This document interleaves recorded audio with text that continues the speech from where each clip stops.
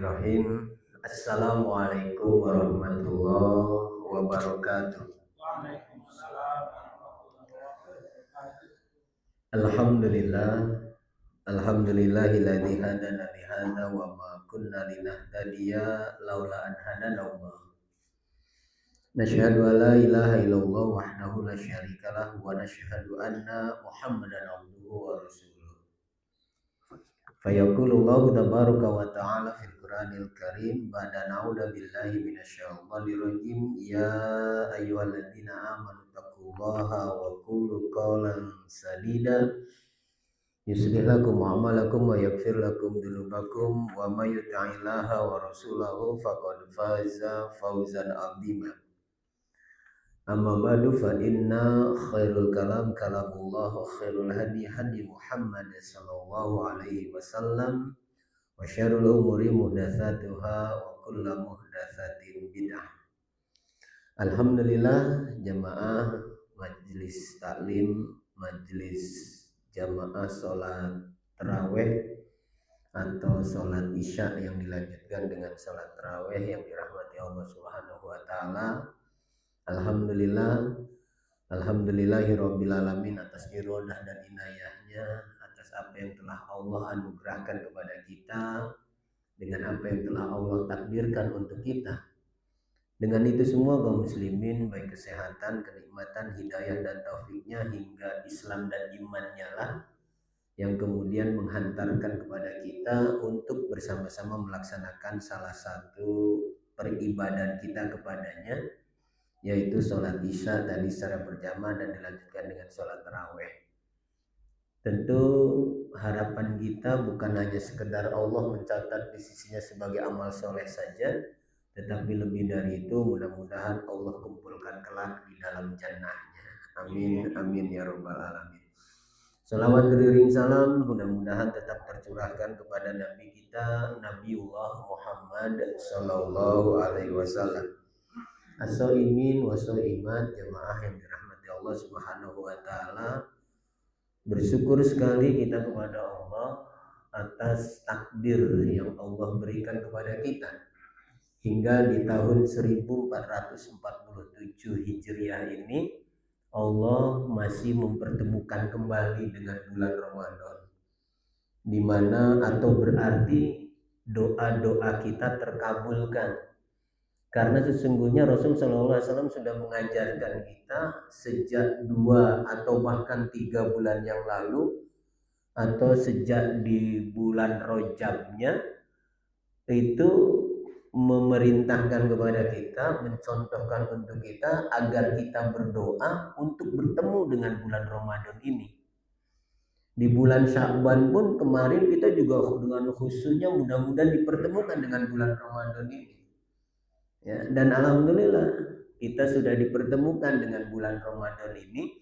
Tinggal bagaimana kita mengisi waktu-waktu yang Allah berikan kepada kita ini untuk lebih berkhidmat, untuk lebih mengkhusyukkan diri kita di dalam waktu-waktu di bulan Ramadan ini. Karena bulan Ramadan ini bulan yang istimewa. Bulan bahkan bukan dikatakan bulan haram, bukan dikatakan bulan mulia, tetapi bulan rahmat.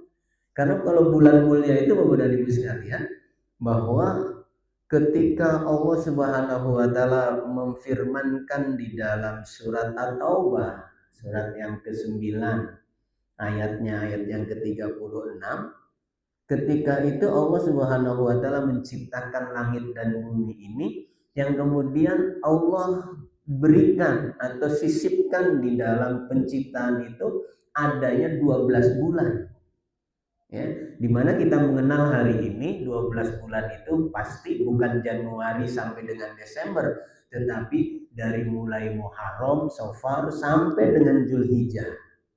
Nah, dari 12 bulan itu ketika menafsirkan surat At-Taubah ayat yang ke-36 itu, seluruh ahli tafsir sepakat, nggak ada sebenarnya yang berselisih ahli tafsir itu. Semuanya bersepakat bahwa ada 4 bulan dari 12 bulan itu yang dimuliakan, yang haram.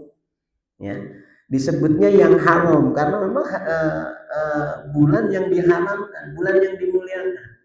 Itu bukan Ramadan dari 4 bulan yang dari 12 bulan atau 4 bulan yang diambil dari 12 bulan itu bukan bulan Ramadan, tetapi bulan yang dimana para ahli tafsir menyebutkannya 3 bulan berturut-turut, 1 bulan berikutnya atau loncat. Ya. 3 bulan berturut-turut itu bulan apa saja? Bulan Zulqa'dah, bulan Zulhijjah, dan bulan Muharram. Atau bulan yang ke-11, bulan yang ke-12, dan bulan yang ke-pertama, bulan 1. Kemudian loncat ke bulan yang ke-7, yaitu bulan Rajab. Dari 4 bulan ini, Bapak dan Ibu yang dirahmati Allah Subhanahu wa taala, ini yang dimaksud oleh Allah adalah bulan yang dimuliakan. Tentu bulan yang dimuliakan ini sebuah bulan di mana ketika kita melakukan peribadahan kita kepadanya, itu jelas berbeda amalnya, jelas berbeda penilaiannya, jelas berbeda value yang kita dapatkan ketika kita di bulan itu. Ya. Tetapi tentu bulan yang kita nantikan, bulan yang kita tunggu-tunggu, bulan yang kita berdoa ini, yang hari ini kita sudah berada di dalamnya ini, adalah bulan yang sangat istimewa. Adalah bulan yang tidak bisa disamakan dengan bulan yang lain, bahkan disamakan dengan 4 bulan yang mulia pun tidak bisa. Kenapa? Karena memang di bulan ini, Bapak dan Ibu sekalian, as-shaimin wa shaimat, bahwa 1 bulan Allah bukakan pintu maghfirah. Tidak hanya siang hari, tetapi malam hari juga. Tidak hanya malam hari saja, tetapi siang hari juga, artinya 24 jam. Ya. 24 jam Allah bukakan pintu maghfirah untuk kita. Pertanyaannya Bapak dan Ibu sekalian, siapa di antara kita yang tidak punya kesalahan? Siapa di antara kita yang tidak punya dosa? Kita ini insan, kita ini manusia. Yang dimana manusia itu pasti punya kekhilafan, pasti punya kesalahan dalam 11 bulan yang kita hidupi di luar bulan Ramadan. Dari mulai bulan Syawal itu, ya, sampai dengan bulan Rajab kemarin, itu yang namanya setan laknatullah, yang namanya makhluk yang menggoda pada kita itu 24 jam menggoda kita. Ya. Bahkan Bapak Ibu yang dirahmati Allah Subhanahu wa taala, tidak hanya mereka, tetapi karena itu adalah minal jinnati wan nas, tidak hanya dari golongan mereka saja, terkadang dari kita juga, dari manusia menggoda kita 24 jam juga. Ya. Jadi menggodanya begitu banyak dan begitu lama, nggak ada jeda waktu sedikit pun. Ya. Dari mulai awal takbiran kita malam Idul Fitri itu, ya, itu kan karena memang kita kan meyakini sebuah hadis bahwa Rasul SAW pernah menyatakan di bulan Ramadan itu kan setan di kerangkengnya, setan dibelenggu. Jadi Bapak Ibu yang dirahmati Allah Subhanahu wa taala, maaf kalau saya boleh mencontohkan, di belenggunya itu ya betul-betul dibelenggu begini. Jadi memang dia nggak bisa berdaya lagi, betul-betul dibelenggu begini, diikat. Ya. Jadi bukan hanya itu adalah bahasa kiasan, bukan, tapi memang betul-betul bahwa setan laknatullah itu di bulan Ramadan itu mereka dibelenggu, tidak bisa ngapa-ngapain, tidak bisa berbuat dosa. Tidak bisa menggoda manusia. Walaupun terkadang kita punya pertanyaan, lah sekarang buktinya manusia masih tetap melaksanakan kesalahan, masih tetap melaksanakan dosa-dosanya.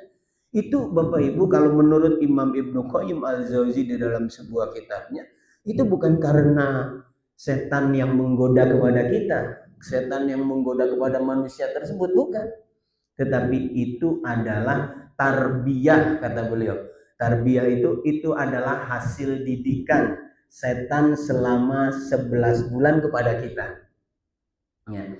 Jadi setan itu selama 11 bulan mendidik kita, mentarbiyah kita, membiasakan kita supaya dalam kemaksiatan itu, sehingga ketika masuk bulan Ramadan, ya, di hari Selasa kemarin malam Rabu itu sudah mulai masuk bulan Ramadan, ya, itu mulailah mereka dibelenggu, mereka tidak bisa ngapa-ngapain, tetapi hasil didikannya tetap mereka atau tetap manusia itu melakukannya.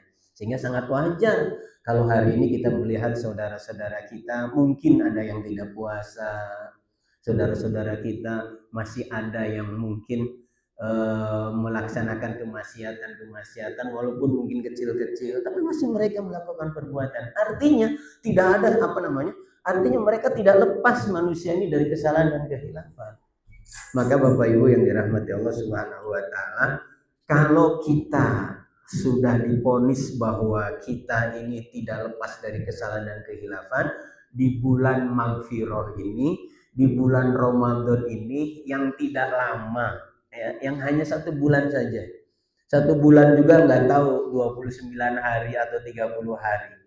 Ya, tidak lama di bulan ini Allah memberikan maghfirah kepada kita, ampunan kepada kita siang dan malamnya. Apalagi kita bukan hanya sekedar pernah mendengar, ya. Ada hadis Rasulullah Sallallahu Alaihi Wasallam yang familiar di telinga kita, bahkan kita sudah hafal, bahkan hadis itu mungkin sebelum Ramadan sudah didengungkan, ya, bahwa wa an Abi Hurairah radhiyallahu anhu qala man shoma ramadana imanan wa ihtisaban ghufira lahu ma taqaddama min dhanbi. Walaupun ada hadis pasangannya man qoma ramadana imanan wa ihtisaban ghufira lahu ma taqaddama min dhanbi. Ini hadis yang luar biasa. Jangan hanya sekedar bahwa kita atau itu adalah hiasan di bulan Ramadan saja. Jangan sampai sekedar bahwa itu adalah masuk ke telinga kita, yang kemudian kita tidak menjadi perenungan bersama yang diinginkan oleh Rasulullah tadi. Menjadi perenungan, tentunya untuk jadikan kita perenungan bersama bahwa 1 hari di bulan Ramadan ini, 1 hari kita melakukan saum ini, Allah Subhanahu wa taala mengampuni dosa-dosa kita. Tersirat di dalam hadis itu, man shoma ramadana, barang siapa yang melaksanakan saum di bulan Ramadan, ya, imanan wa ihtisaban, dengan penuh keimanan yang kemudian mengharap keridhoannya, mengharap Allah Subhanahu wa taala, ya, ghufira lahu ma taqaddama min dhanbi. Allah menjanjikan melalui lisan Rasulullah sallallahu alaihi wasallam tadi bahwa Allah akan ampuni dosa-dosa orang yang melaksanakan saum tersebut. Tentu Bapak Ibu yang dirahmati Allah Subhanahu wa taala, as-shaimin wa shaimat, saum yang seperti apa yang tentu menjadi fokus bagi kita agar senada, agar seirama, agar sama dengan apa yang diingini oleh Rasulullah Sallallahu Alaihi Wasallam. Keinginan Rasul kan dengan saumnya kita melalui hadis tadi, itu kan keinginan Rasul bahwa umatnya ini supaya diampuni dosanya. Ya, keinginan Rasul kan begitu, sehingga beliau mengucapkan man shoma ramadana. Ya, maka yang diinginkan oleh Rasulullah Sallallahu Alaihi Wasallam dari hadis itu, Bapak Ibu, as-shaimin wa shaimah, bahwa saumnya itu, puasanya itu adalah ala Rasulullah Sallallahu Alaihi Wasallam, seperti Rasul.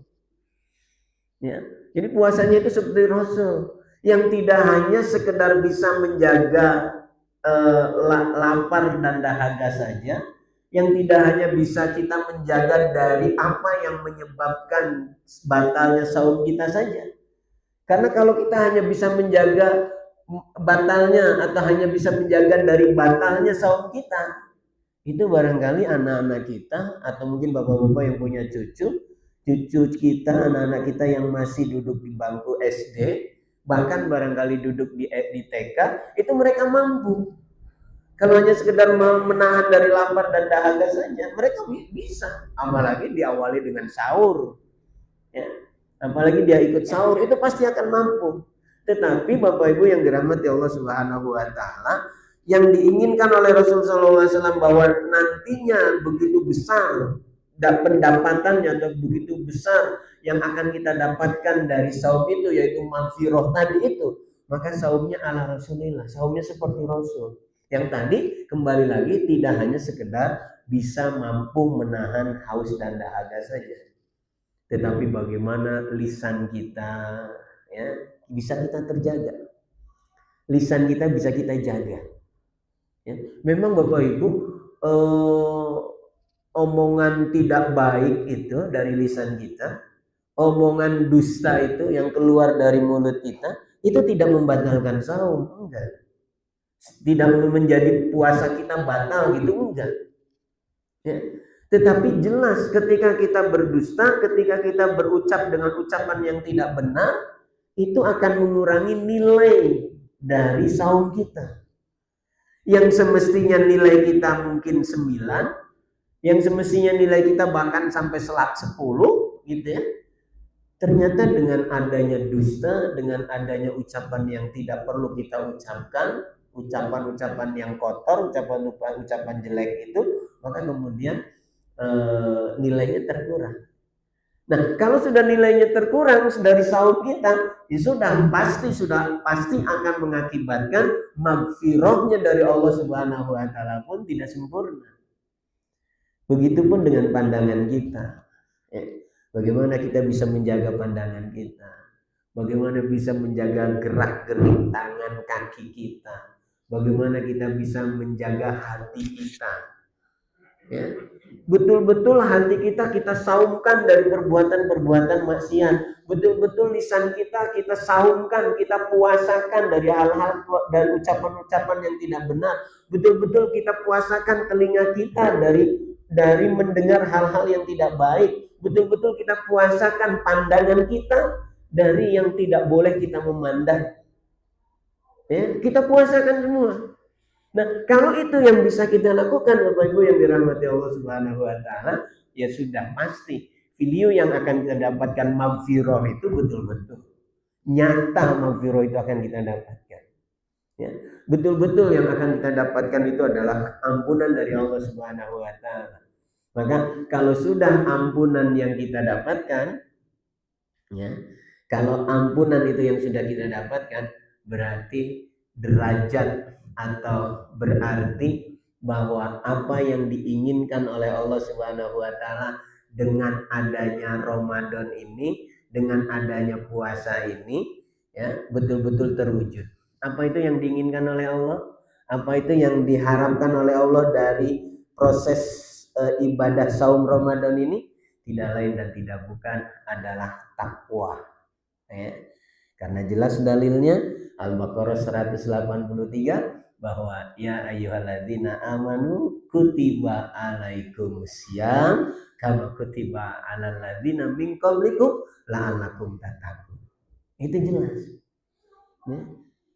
Allah mengharapkan betul dengan saumnya di bulan Ramadan ini Allah mengampuni dosa-dosa kita karena memang saum kita ala Rasulullah sallallahu alaihi wasallam, yang kemudian Allah golongkan kita menjadi orang-orang yang bertakwa. Kalau kita Bapak Ibu, ya kalau kita ini untuk Bapak-bapak itu setiap hari Jumat selalu diingatkan kalimat takwa itu. Ya, selalu diingatkan karena memang begitu pentingnya. Ya, karena memang takwa itu Bapak Ibu, takwa itu adalah orang yang akan atau orang yang paling mulia di sisi Allah itu orang yang bertakwa. Bukan yang pangkat dan kedudukannya mewah, bukan yang kemudian berlimpah harta, bukan. Tetapi betul-betul bahwa orang yang paling atau orang yang paling mulia di sisi Allah Subhanahu wa taala adalah orang yang takwa. Terbukti ketika Allah menyebutkan inna akramakum indallahi atqakum. Sungguhnya orang-orang yang paling mulia di sisinya adalah mereka orang-orang yang bertakwa.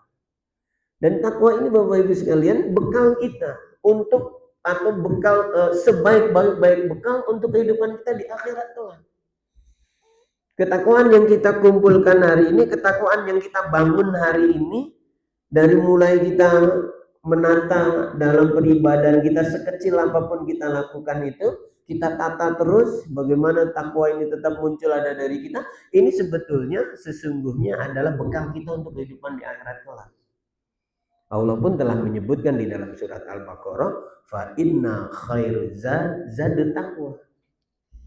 Sesungguhnya bekal yang terbaik bagi kita ini adalah ketakwaan kita kepada Allah Subhanahu wa taala.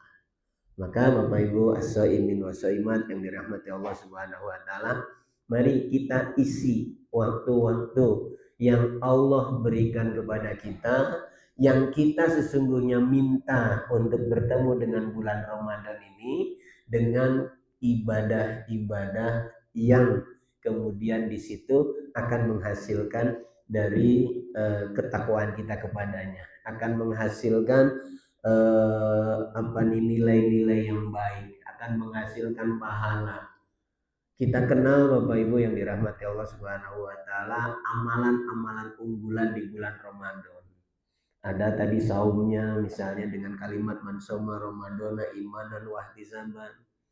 Ada komanya ya, man qoma ramadhana, atau salat tarawihnya kita ya, yang 11 rakaat itu akan menjadikan tabungan-tabungan kita untuk kehidupan di akhirat kelak ya. Ada lagi unggulannya adalah bagaimana kita bisa berqiraatul Quran ya, berqiraatul Quran, membaca Al-Quran, tadarus ya. Berqiraatul Quran bagaimana betul-betul kita bisa mampu untuk membaca Al-Quran bahkan sampai bisa menghatamkan ya. Tidak usah muluk-muluk seperti Imam Syafi'i misalnya. Oh, kalau Imam Syafi'i kan udah nggak bisa kekejar lah kita. Bayangkan Imam Syafi'i itu menghatamkan Al-Quran di luar bulan Ramadan 1 hari 1 kali. Di dalam bulan Ramadan 1 hari 2 kali hatam. Bukan 2 juz, 2 kali. Ya. Itu kan terlalu muluk-muluk. Tetapi itu menjadi cermin bagi kita. Ya. Para sahabat bisa menghatamkan dalam 3 hari, bisa menghatamkan dalam 10 hari, bisa menghatamkan dalam 15 hari, dan seterusnya. Itu menjadi cermin bagi kita, supaya kita ini tidak teledor dengan qiraatul Quran itu. Karena qiraah ini penting sekali untuk bisa kita lakukan di bulan Ramadan ini. Yang pahalanya kita tahu bersama. Ya. Allah Subhanahu wa taala memberikan pahala melalui Al-Qur'an, melalui qiraatul Quran yang disampaikan oleh Rasul sallallahu alaihi wasallam, itu bukan per surat, bukan per ayat, bukan per juz. Tetapi Rasul sallallahu alaihi wasallam menyampaikannya per huruf. Bahkan kata Rasul sallallahu alaihi wasallam, alif lam mim itu bukan 1 huruf, tapi alif 1 huruf, lam 1 huruf, mim 1 huruf. Artinya ketika kita bisa baca 1 ayat dalam surat Al-Baqarah yang pertama itu alif lam mim, itu sudah 3 huruf. Sementara 3 huruf di luar bulan Ramadan, Rasul menyebutkannya akan kita dapatkan pahala 10 kebaikan dari setiap 1 huruf. Kalau 3 huruf berarti 30 kebaikan. Bismillahirrahmanirrahim itu ada 19 huruf. Kita mendapatkan 190 kebaikan. Itu di luar bulan Ramadan. Apalagi kita di bulan Ramadan yang kita yakini hadisnya bahwa semua amal ibadah kita dilipat gandakan. Maka bagaimana kita berusaha untuk bisa berqiraah. Berqiraah itu Bapak Ibu yang dirahmati Allah Subhanahu wa taala, kalau kita merujuk kepada surat Fatir ya, surat yang ke-34 ya, sebelum Yasin itu ya, atau ya sebelum Yasin ya, surat Fatir, surat yang ke-34, ayatnya ayat yang ke-28. Itu Allah Subhanahu wa taala betul-betul menegaskan di dalam ayat itu ya, bahwa orang-orang yang membaca Quran ya, alladzina yatslunal kitab, orang-orang yang membaca Quran, yang kemudian mendirikan sholat dan memberikan atau bersodakoh ya, itu adalah jual beli yang tidak akan pernah rugi ya, jual beli yang tidak akan pernah merugi.